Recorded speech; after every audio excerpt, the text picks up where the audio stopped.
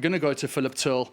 Philip, at the start of the day, I don't think many people in France and throughout the world would have envisaged this turnaround, especially given the polling that we've witnessed. And yet, here we are. Fundamentally, what do you put the swing down to? I think there are a few important factors here.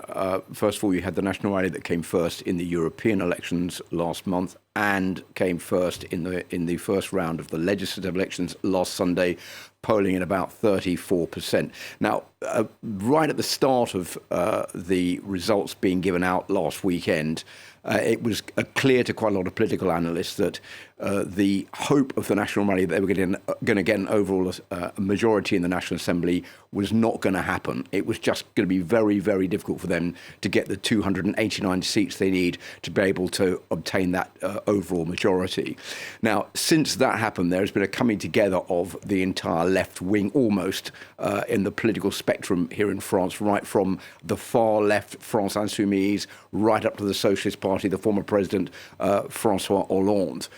Coming together, putting their quarrels aside, saying, OK, we're going to get together to try to beat the National Rally to stop them from taking power. This is called, in France, a Republican front. And it's been used several times in the past to try to stop the far right from the extremes from taking power. Now, many said it was dead and buried. It wasn't going to work anymore. The National Rally had cleaned its image up. It was no longer the National Front of Jean-Marie Le Pen. It was the National Rally of Marine Le Pen.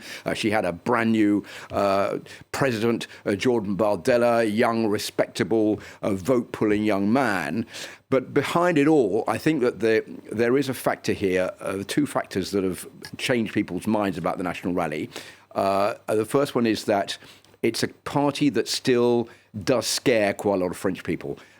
Whatever they say, whatever they try to portray as being a normal Republican Party image, there are those behind who seem to think that maybe it would not be a good idea if the National Rally took power. And the second point is that before this election took place, the National Rally more or less paid to all of its political programme by saying, well, we'd like to do this, but we can't do it. We would like to call for an end to the retirement bill that Emmanuel Macron put through, but we can't do that now, we're going to do it later.